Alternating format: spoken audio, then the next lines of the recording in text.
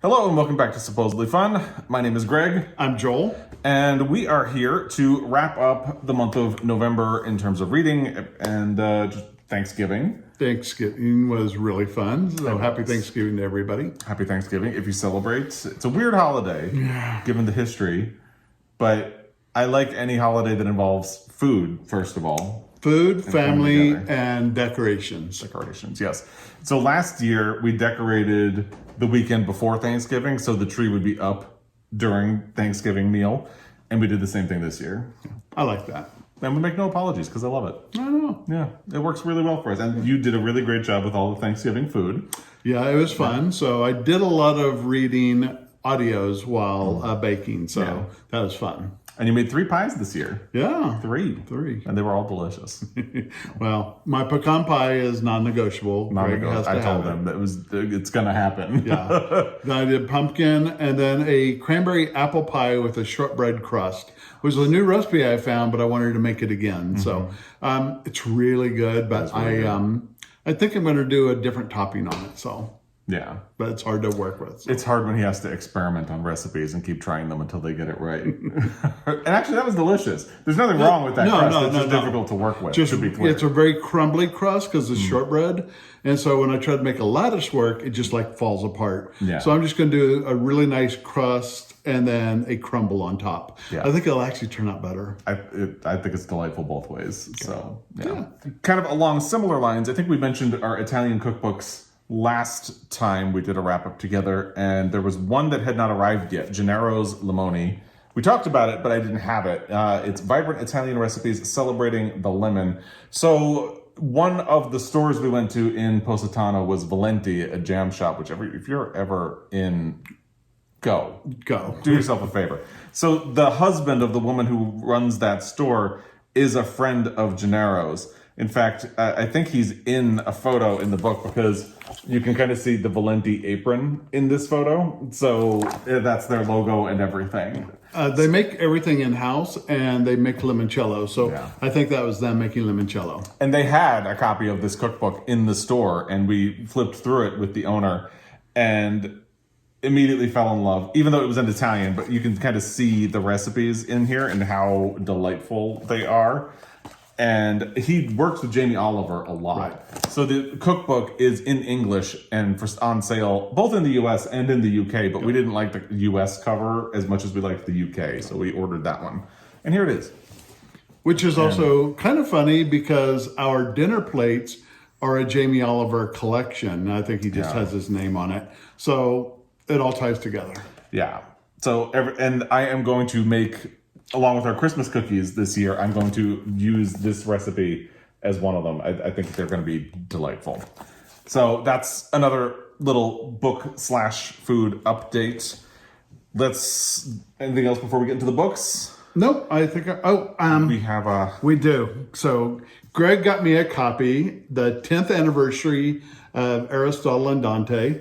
And oh my God, it is gorgeous. It's a beautiful edition. You can see the detail on the edge of the pages.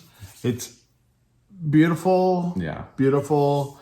There's a nice letter from him in here about it in the forward and another forward, but it's just absolutely beautiful. And I love it. So if you remember, this was my #1 book of last year. And was that the #1 or was the sequel the #1? No, I actually put this in the sequel 1 and 1.5. Oh, you put them together. I put them together because they go together. They do go together. But, oh my God, it's gorgeous. It's a little embossed and it's just absolutely gorgeous. So. It is. And our excuse for having another edition, because we already own one and we have a signed copy of the sequel, is that we've been talking about getting a coffee table for here, and that's pretty enough that it'd be great on the coffee table. Sit on it. And we also have peppermint tea in these mugs that my sister gave us with photos of us and Guinness on each. So we'll be sipping that throughout as we work our way through. I think you might have one more book than me. So do you want to go first? Sure. Do it. So we were going to do this for a book club. I read it and Plain Bad Heroines by Emily Danforth. I did the audio and I didn't get it and I wasn't loving it and it was confusing. And I talked to our friend Abby at Montana Book Company, and it's like, who recommended it. And I go, I didn't get it. And it was hard. She goes, did you read or listen? I go, I listened. She goes, it's a very deep book. There's lots of layers. They talk about Chinese nesting dolls in here. She goes, it's like a Chinese or Russian nesting doll. Sorry. Russian nesting dolls, that it just goes deeper and deeper and deeper. And it's like, I get it. So, but the writing was good. The story I kind of kept up with was good. It was a little bit of past and present. And another book you had read earlier, they were taking a historical event and making a movie out of it. Great Circle. Yes. Maggie Shipstead, yeah. And so it was like that. So that's why there's a lot of layers into it. And maybe I did miss a few things on audio and maybe I wasn't paying attention, but it was still, I mean, some of the parts that I really got into were good. So. Yeah. It does make sense because there are, if you look at the book, there are like footnotes and some of the footnotes are really long. So it totally makes sense that audio would be a difficult way of engaging with that book in particular. Exactly. Yeah. So there's footnotes and there's also a map in here too. And they said you need the map to kind of follow along with what's going on. But there's a lot of little things in here that I don't think the audio did. So that just made it a little bit more confusing for me. So there are actually a couple of fun illustrations in there too, as you there are. Yeah. I kind of just flashed to it, but yeah. I would recommend it. I mean, a lot of people are loving it just because I didn't. Doesn't mean it was bad. I didn't get it. So and I was a book club fail because I didn't read it in time for the meeting, and then the meeting was right before Thanksgiving. Yeah. And ended up, we were really busy and we ended up not going anyway, but you managed to get it on time. You were the good book club person. I was the bad book club person. We had a tree to put up. We did. We were busy. Well, actually, you're right. It was the same day we put all of this up and we were exhausted by the end of that day. So that was mine. That was yours. My first book was Didn't Nobody Give a Shoot What Happened to Carlotta by James Hannaham. I'm paraphrasing the title. And I listened to this on audio. Audio, I think for this one is definitely the way to go because the way it is structured, there are two different people providing the voice work. One of them does the sort of strict narration of the book, and the other person is voicing Carlotta and sort of interjecting with the story, almost like a running commentary throughout the book where like the narrator will say something and then Carlotta will interject and be like, and I didn't enjoy that or something like that. It plays very well on audio that way. And the person who does the voice for Carlotta really helps the character a lot because it's already a very indelible character and the voice work really enhances that quality of it. So what this is about is Carlotta is a trans woman who has been in prison for a long time, I think about 20 years. Most of it takes place on a single day, which is Carlotta's first day as a free woman out in the world again. But there is a little bit in the beginning where Carlotta goes to her parole hearing, a little bit about her getting ready to be released, and then the ending kind of jumps in time as well. But most of it takes place on Carlotta's first day out as a free woman and the struggles that she has to readjust to a world that has really moved on without her. And she's in, I think, Brooklyn.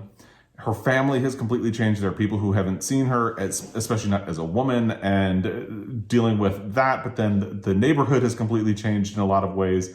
She has to try to get to like her first parole meeting, is trying to get a job.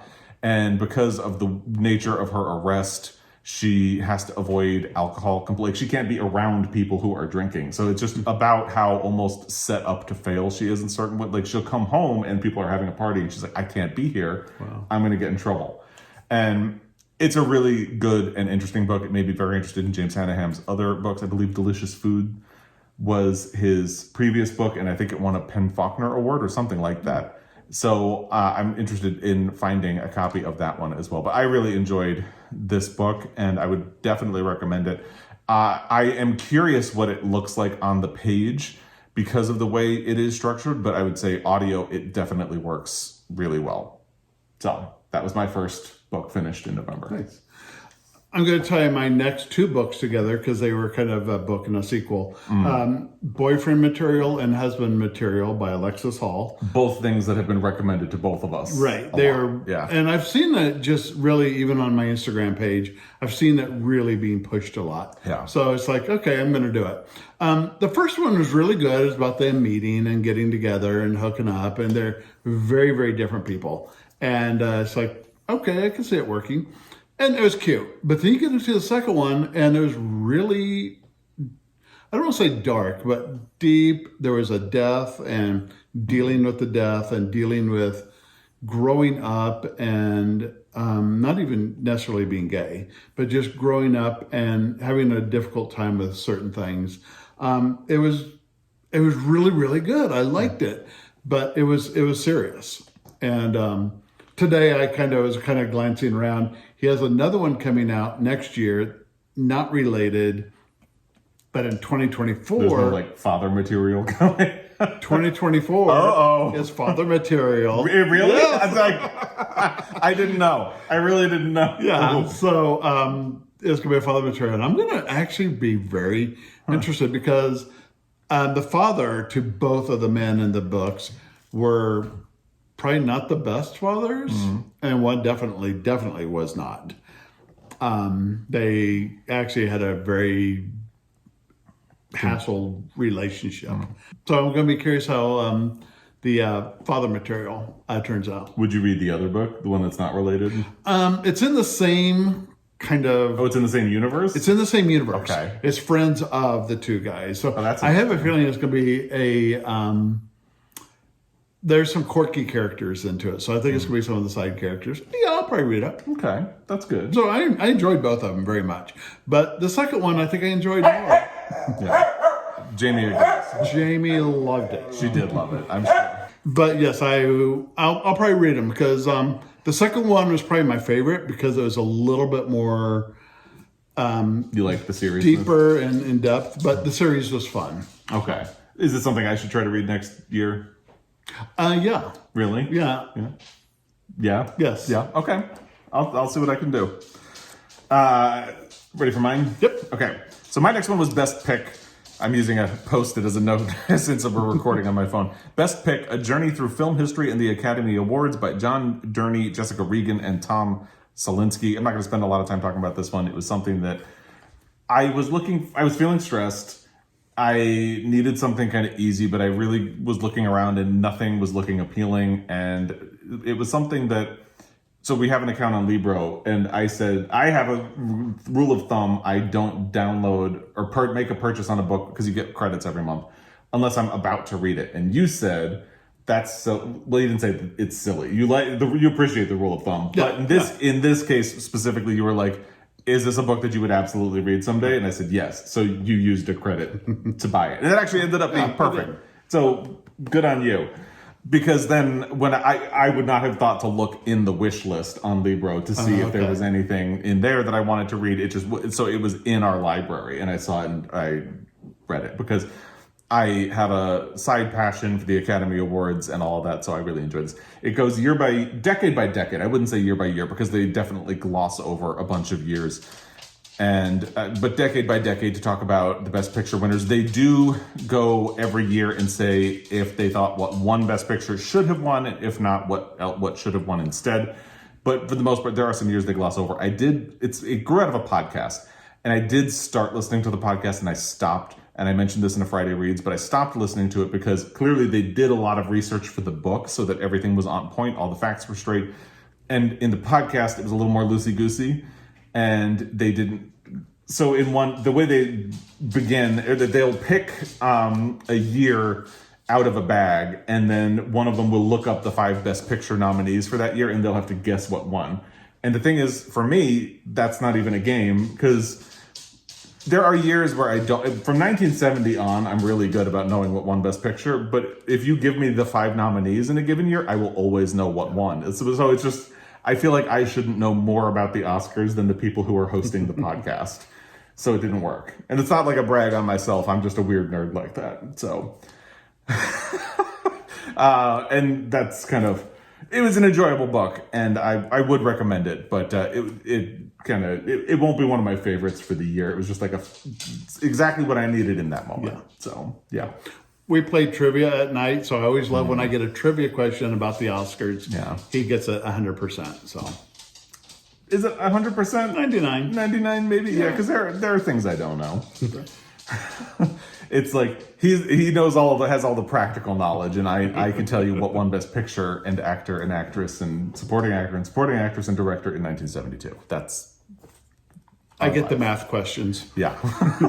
Are you done? Yeah. Okay. My next book.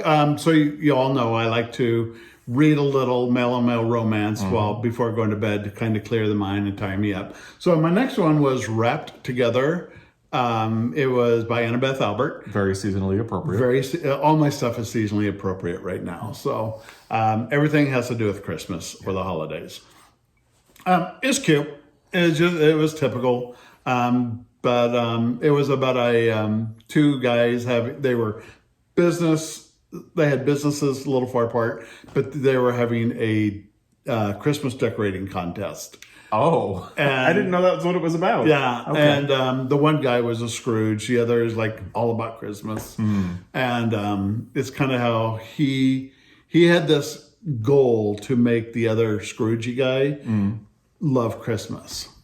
Oh, I bet it worked. I'm not going to tell you if it worked or not. I bet it did. Although, speaking of Christmassy things, we didn't talk about our shirts. So Joel found these. Mine has Guinness. I have Jameson. So we had to wear them today. Yeah. That was really, and I love it. So thank you. Little Little Christmas hats. I love that. Trees, candy canes, little reindeer and snowflakes. I love it. Yeah. So thank you. Yeah, you're welcome. Anything else about Annabeth? Nah, just Okay. a comfort read. My next one is one that I actually have. It's Foster by Claire Keegan. I had pre-ordered this because it's been out in the UK since I think 2010 or 2011, and it was only just released in the US in early November. And I had pre-ordered a copy, so it came, and I read it the same day it arrived.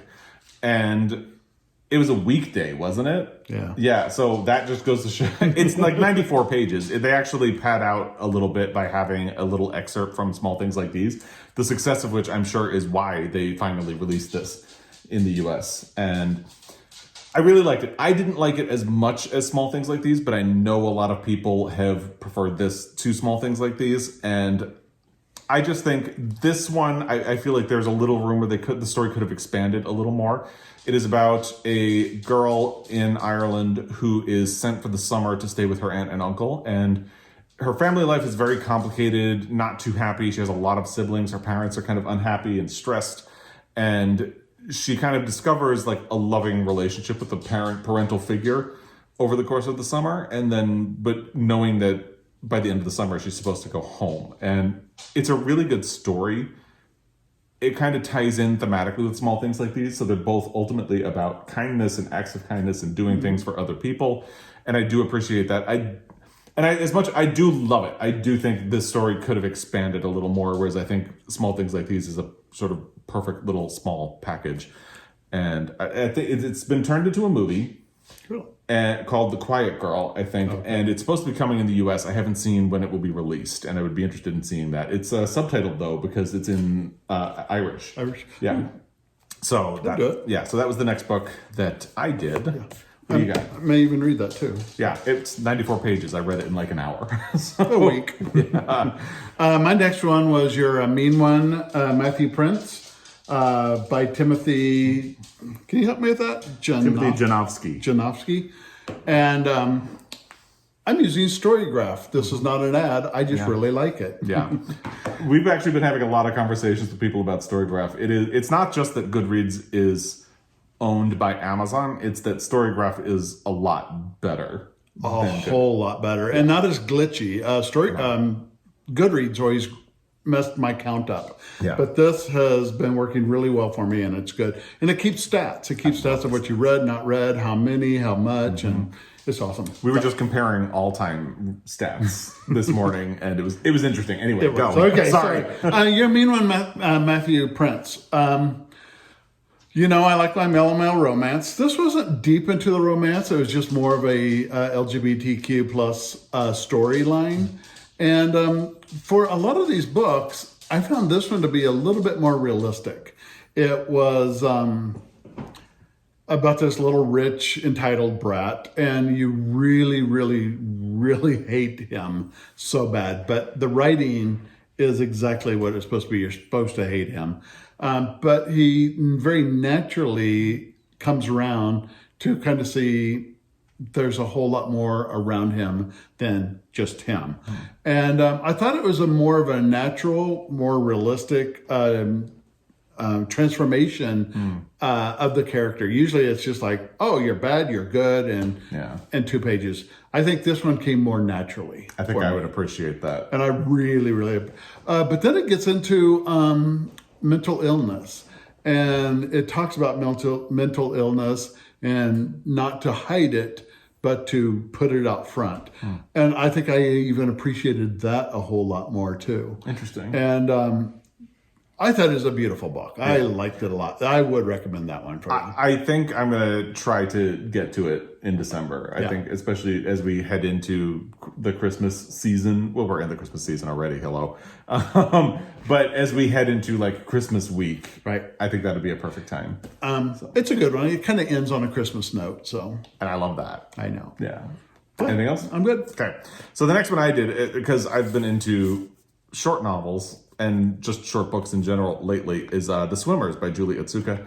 This had popped up in a couple of different places for like year-end best lists and things like that, and I had been curious about it. I was holding off because from the way it's described as people who go to a pool. It's not a public pool. They have memberships at almost like a gym, but it's an aquatic facility.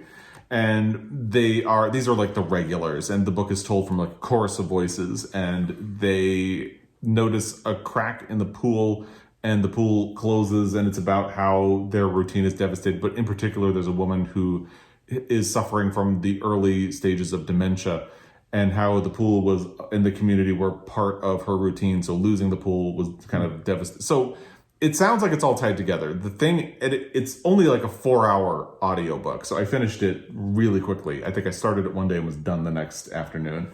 And I feel like it's actually almost 3 different novels in one, which feels weird to say because it's so short. But so it starts with exactly what the plot description is: a chorus of voices talking about their experiences at the pool, and almost in a funny way, it's like a metaphor for the things you latch onto in life that are kind of comforting and comfortable, and that you rely on as a crutch to keep going. And like these people, they use the swimming as part of their routine to help them get through the world.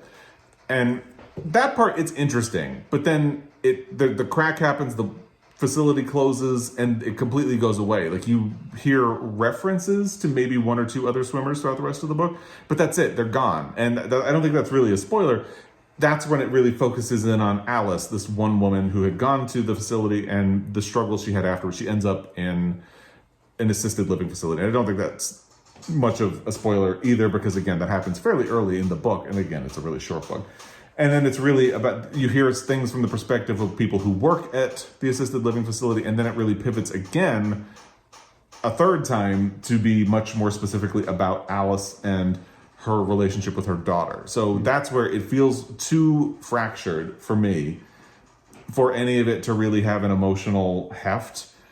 Like all of it is good, all of it is well done, but the fact that it's so fragmented meant that it didn't really come together into anything. It feels like 3 different starts to a novel that don't finish and don't tie back to each other very well.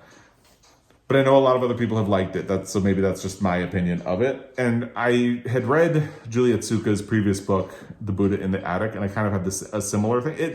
That one didn't feel fragmented, but I felt like it was a really great, beautiful story that ultimately didn't have much heft for me.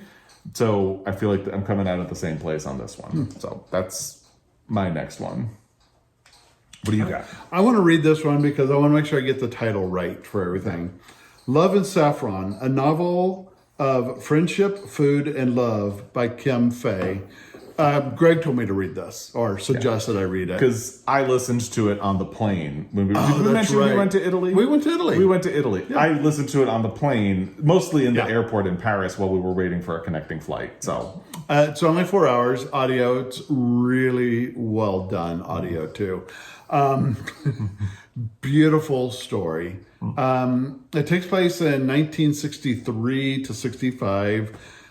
This woman's a writer, and another woman reads one of her articles and sends her a letter saying, I really appreciated your article, and here's some saffron that I got from one of my travels. Please use it and enjoy it. Back then, saffron was like, what's this? it was very exotic, yeah. And then the book takes place over the next 2-3 years of these two women writing letters back and forth and the friendship they built. And it starts off a little slow. It's still really good. Get going. Yeah. They have to build a friendship. And first, your friend, your devoted friend, and then my most trusted friend.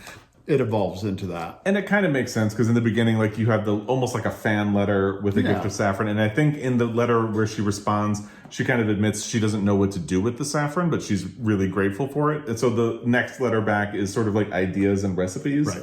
Like, this is what you can do. So it's like, the friendship has to get going through a couple of letters. Right. So then it gets, and I'm making pies while reading this because I knew I had a 4-hour day of baking. So I put it on and just went. And by the end of my pies, I'm sobbing. And Greg hollers, do you need a hug? Yeah. And he comes and gives me a hug. I knew there was a part where you were gonna need a hug. So I was kind of listening to see, like, is he there yet? Because I didn't want to say anything. I was there. Yeah. It was devastating. Yeah. Oh my God, it's a beautiful book. It is a beautiful book.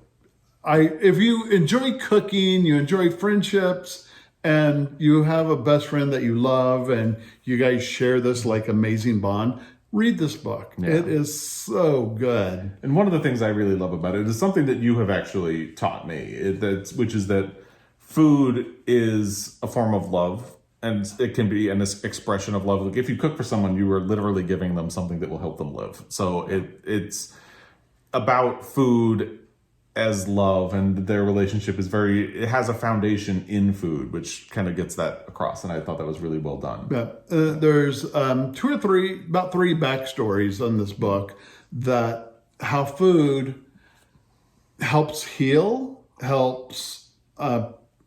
I think heal's the best thing to say. Yeah, I think I agree. And one of the characters has a very dark past, and food has helped him come out of that past. Yeah. And oh my God, this book. It's also about how food can sort of expand your horizons and your borders, because Imogen, the woman who is gifted the saffron in the beginning, lives outside Seattle. Yep, Camino Island, and has not traveled very much, is not a very adventurous eater. And so this gift of saffron kind of opens a door for her where she starts opening up to different kinds of food. She becomes an adventurous eater and starts seeking out more like exotic foods. Like, again, saffron is everywhere now, but back then it would have been a really esoteric ingredient. So. Even Mexican food back in the 60s for more Caucasian people was very unknown. Yeah. And they dive into Mexican food, then they get into Middle Eastern food, and their journey goes through these different foods of opening them up to new cultures too. And I thought, and I like that because I find food to be that way for me, is opening myself up to other cultures. And some of the cultures I like their food just as much. Yeah. And it's also in a way about, so because each culture has its own food, it's a way of celebrating who you are and where you come from and how that's different from other places. But it's also about how food can unite us all, because appreciation of it and things like that, it's universal. So I liked it. I loved it, and I highly recommend it. I knew you would love it. Yeah. So I've been quietly waiting for you to read it since my stepmother started it. And like I said, it starts slow, and she's like, nah. And I go, no. Finish it. Yeah. And she probably will. But I have 2 or 3 friends, a couple in New York, one in Seattle, and they are my friends I go to about food, CJ and Suzanne. They're my friends I go to on food. We have this food connection. We cooked together in a restaurant. We worked in a restaurant store. And so our connection has always been about food, but we've built a friendship from it too. So. Yeah. Even you worked with both of them in food-related jobs. Yes, yeah. So, yeah. Suzanne came over to help me in the pastry department. She was in the savory side, so she came to the pastry to help me out when I needed it. And she stayed over there for quite a while. And that built a lifelong friendship. She's one of my closest friends. And we talk we text more than we talk. And we talk all the time. That's true of most people anymore. Yeah. But food can really build a good friendship. Yeah. Okay. So that was a really good one. So my next one, I lost my place, was something we actually read together yesterday. You ready for Mangles and Mistletoe? Yes. Mangles. Oh my God. It was not, we did not read a horror novel together. Mangoes and Mistletoe. Yes. By Adriana Herrera. So Little District Books, which is a queer-owned bookstore in Washington, D.C. that really only sells LGBTQ plus books, did a roundup of holiday-themed books, and we kind of went through the list and picked out some, and some that we already knew about some of them, and but there were a couple that we were not familiar with, and this one was available on Scribd, so we decided to listen to it yesterday since we had a quick road trip and finished it in the same day. Yeah, it was a 4-hour book, so I know we could get... 3.5 hour, I think. 3.5. So I knew we could get to our destination and back. Yeah. And going out looking for trees and stuff. I knew we'd get back and it'd be fun. Yeah. And it was sweet. It was sweet. Good. So, and one of the fun things, it's LGBTQ plus, and it's a romance, and it's a Christmas romance. So it's like check for both of us. Right. And so it follows two women. One is named Kiskia, and the other one is Suli. They are competitors in a cooking show that's going to be filmed in Scotland. It's a holiday baking championship. And the format of the show is that you get divided into teams, and every team has one professional and one home baker. And of course, they get paired together. And they're both from the Dominican Republic. So they're both Dominican strong women. Yes. And I love that about it. And Suli is very proud. At first, she's really excited that she gets paired with another person from the Dominican Republic. She's excited about the flavors. Kiskia has a little bit of a more complicated relationship with her homeland. And they that plays out for a short book, it deals with a lot. It does. And it does that in, I feel like, a very resonant way. So it was a really cute book. And it did spend a lot of time on sex scenes. I know, I blushed. Yeah, that was a little awkward as we were driving down the road. we had to Google one term. We did. What's that? Yeah. Never mind. But it was a really cute book. Yeah. So it filled exactly what we were looking for and the need for. Yeah. And in 3.5 hours, it was done. So. Jamie loved it. Jamie loved it. I think she definitely did. Yes. So what do you? Well, that was my next book. That was your two. Look at that. Perfect. So that's that. So did you have I'm anything done. else? You're done? Yeah. All right. So I actually did pick up and finish one other book this morning.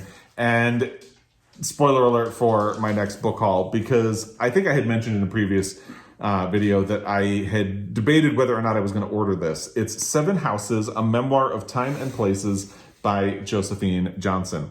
What's interesting is that the cover of the book identifies her as the author of The Inland Island, which is a book she wrote about nature. It's sort of like a year where every month focuses on something on like the farm and to do with the land. So it's a nature biography. People compare it to like Walden or Annie Dillard's. I'm blanking. The Pilgrim of Tinker Creek, something like that. So that's the book that would have been more known at the time this was published in 1973, but Josephine Johnson won the Pulitzer Prize for Fiction in 1934. And by 1973, she had kind of faded into mostly obscurity. She kind of had a resurgence then. And then by the time she died in 1990, she was largely forgotten. So this book, I was really curious about because I've been working on my Pulitzer Prize deep dive for now in November. And I was really curious about whether, first of all, this book sounded interesting because it's an interesting way of framing a memoir. It's a memoir, but the way it's done is she talks about houses where she has lived. So in that way, it's also a little bit about the land, but it's also about family. And it is interesting because then I started thinking, like, I've lived in a lot of different houses in my lifetime because we moved a lot. So I could sort of do the same thing. But even if you lived somewhere a long time, it's an interesting way of framing it. But I wanted to see if she wrote anything in her memoir about her writing career and why it sort of faded away over time and she focused on other things. And there's only one paragraph where she mentions anything to do with her writing, and then it's over. However, it was still an enjoyable book.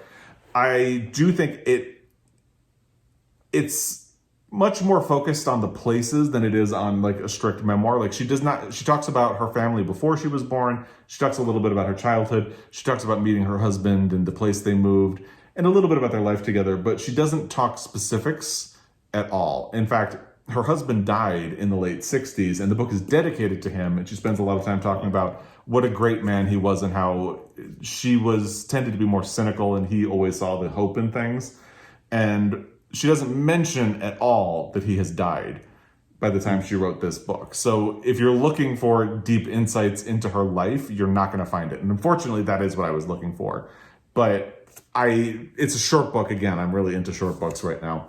And it has beautiful photos as well, and illustrations. And it's interesting to read this as I'm working on this deep dive about her life, because I don't know if you can see, but there are garlands hung in this room. Yeah. So it's Christmas time, so it's even appropriate for that. And again, spoiler for my ultimate book haul that I'm going to do about this. I just ordered this for $9 from Thrift Books, and it came, and when I opened it, it has this card that says it's an advanced copy for review purposes. And I thought that was fascinating. And then I thought to myself, well, this is not like an advanced reader's copy like what we have now. So I went to the copyright page, and this is a first edition of the book. It's not in great condition, probably not really worth much of anything, but it means a lot to me. Yeah. So that's a beautiful cover too. It is a beautiful cover, and it's got like the actual cloth binding. So I'm glad I read it, and now I can finish my deep dive on Now in November. It doesn't add much to that, but still, it's interesting. Cool. Yeah. Were you gonna say something? No. Okay. So that is the last thing that I read. That's 6 books for me. I do have 2 books in progress, and I think you said you might finish one more before the end of the month. Yeah. So what is it? So mine is another Christmas Time Mellow Romance by Annabeth Albert. I'm into it. It's called The Geek That Saved Christmas, and it's really adorable and charming. And I started today. I'm like a third of the way through already. Yeah. And it's kind of sweet. So it's the guy next door is a curmudgeon. The guy is like all about Christmas and all about decorating and all about everything. Mm-hmm. And the brother, or the next door neighbor who's a curmudgeon, his brother's coming to visit, and they have a very difficult past that they have to deal with. So he thinks that the Christmas time will kind of help bring them together, and he's going to propose to his girlfriend. So he wants the perfect Christmas drop. So he's asking his next door neighbor, the Mr. Holiday, to come decorate his house. I think that sounds cute. It's very cute. As you were telling me about it this morning, I was like, okay, I want to read this. Yeah. So, and they both like each other, but they won't say anything. Oh, of course not. So I bet they're going to get together, though. It's Annabeth Albert, please. Yeah. So that was my reading. I'll probably finish the month with it. You'll probably finish that. Yeah. So I have 2 books in progress. There's a chance I might finish one of them before the end of November, but I'm guessing not. And the one that I might finish before the end of November is Jane Eyre by Charlotte Bronte. I'm doing this as a buddy read with Erica from The Broken Spine. I'll put a link to her channel down below. So I think I worked it out. You helped me do the math because I'm not a math person. I could tell you what won Best Picture in 1970, but I can't do math. So I have roughly 250 pages left, a little less. And because I'm doing it on audio, and I think Wednesday's the last day of the month. Yeah. So there's a chance, we're filming this on Sunday, there's a chance I could finish it before the end of the month, but it's probably more likely that I would finish it by next weekend. So that's where I'm at with this. It's about 80 pages a day. You can do it. Yeah, I don't know about that. We'll see. It's doable on audio. I could do it, but I'm also reading Demon Copperhead, and this is kind of distracting a little bit because I'm doing the buddy read, but I'm also really enjoying this and working my way through.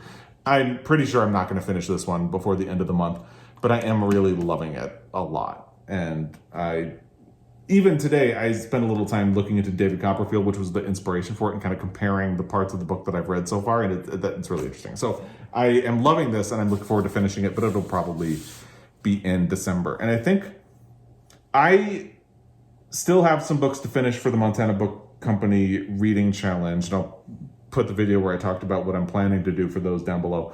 So those are the books that I'm going to focus on in December and see if I can fit them in and make it work.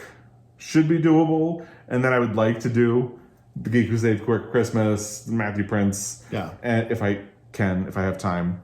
But I think you are just kind of freewheeling, because you've read, this guy has read more than 100 books this year. You're at what, 102? 102. 102. Well, that's thanks to you. You've turned me on to some really good books. The Montana Book Company has told me some really good books. Another book company I want to shout out to is, I'm from Kansas, and I was flipping through Instagram, and I saw Flint Hills Books and Council Grove, Kansas. And they had one year, The Day the World Came to Town, about the 9/11 book. And I read it and loved it, just absolutely loved it. So I called the bookstore owner, and I needed another book on a Kansas football coach for my dad. So I called Jennifer at Flint Hills Books and told her, it's like, I'm up here in Montana. I'm from Kansas, but you suggested this book, which was like in my top 5 last year, which I absolutely loved. And I want to support you. And she's on the independent bookstore tour. Yeah. And I said, I want to support you. So I got the book from my dad. And she sent it with a really nice note. And then a couple of other times I ordered a couple. She has some very cool shirts. She has a shirt that says, read books, drink coffee, fight evil. Is that it? Yeah. Love that shirt. I know. So I ordered that from her. We both wore it in Italy, and she follows us on Instagram, and she commented on the photo to say, I'm thank you for wearing my t-shirt in Italy. So she's just the loveliest person. She's very sweet. Yeah. And so last night I called to get a cookbook from my sister-in-law. And it's like, hey, it's Small Business Saturday. And it's like, we supported a couple of bookstores. And it's like, I'm going to call Jennifer and just get it from her. Yeah. So I called Flint Hills Books. And I'll have the website down below. Yeah. And on Instagram, so I called her and said, hey, this is Joel McClanahan from Montana. She goes, oh, how are you? I saw your pies on Instagram, and they are so beautiful. Yeah. It's like, wow. She's the nicest person. So, yes. So we talked about food, and she goes, and you just got back from Italy, right? I went to Italy. So we talked about Italy. It's like, okay, what do you need to order? And so I ordered a book. Yeah. And she's just lovely. I love her. So if you need a bookstore to support, even if, I don't know if they still have that t-shirt, but I think she does. I think they do. Yeah. I imagine they do. Check it out. I'll put the link down below. Yeah, so we supported her. Yeah. So independent bookstores, they're great. They are awesome. They're great. Yeah. Well, that's everything I have for November. Our plans are kind of loosey-goosey. I need to stop saying loosey-goosey. But our plans are kind of up in the air for December. I have books I need to finish for my reading challenge. I'm at 85 books for the year, so you've really shown me up. I drive a lot, and I do audiobooks, so that's why I get so many more. He's modest. But I'm literally reading thin books to catch up to you. I know. Not really. But I'm going to probably just do some fun Christmas novels. Yeah. But going into January, you've told me a couple of books. Maybe Demon Copperhead I want to read. Actually, Jane I would like you to read a Barbara Kingsolver, even if not this. I think this one is I'm really enjoying right now. I think it'd be good for me too. But the Poisonwood Bible is great. The Bean Trees is really cute. Yeah. So I think you would like her. You've told me about Jane Eyre, and I want to read her.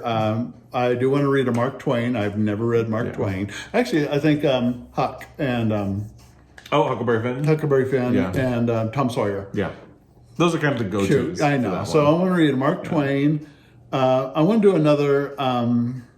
Who's Papa Bear from Florida? Ernest Hemingway. Yeah. I read one of his and I liked it. I speak Joel. We saw his house and all did. his crazy cats. Yeah, we saw the cats. We didn't go into the house. No. We should have. If Yeah. we ever go back, we'll have to go into the house. So I'm gonna try to do some classics. Yeah. In 2023. That's a good idea. Yeah. I don't know what I'm going to work on in 2023. You have I your have time plate to think full. about. I do have a full plate with the Pulitzer Prize project and a lot of other things. So, but that's November in the books. We will catch up again. And nice to have you on again. Thank you. You kind of made a cameo appearance in my last 2 videos because I was filming at this table while you were in the kitchen, probably listening to Love and Saffron. Banging pots and pans and crying. That was like me. cooking ASMR and crying. But so we'll get you back. Okay. And we'll do it. If nothing, we'll have our December wrap up, and then in early January, because I don't like to do a best books of the year until the year is officially over. So in early January, we'll both have our favorite reads of 2022, and it'll be interesting to see if anything shakes them up. Mine's tough right now. It's tough. I've read a lot of some really good books to keep in the top 10. My top 7 in particular is like all really good books. So I mean, my whole top 10 is really good books. I think my top 20 is actually pretty good. Yeah. And maybe I'll go through it quickly, but my top 10's, for me, very hard. Yeah. So that's your tease for what's coming. Jamie is staring at us, wanting to be fed. And I've been petting her, paid so if you attention see to. me leaning over, Yeah, that's what it is. trying to keep her quiet. Yeah, she keeps showing up, and I'm like, "Hi, Jamie," but let's go pay attention to her. And she's doing good. Yes, I know she a couple is. of people have asked. Her health has been really good lately. Yes, And just sassy as ever. sassy as ever, staying warm in the winter. So anyway, we will leave it at that. As always, I really appreciate your time, and as always, we will be back. Until then, happy reading. Bye.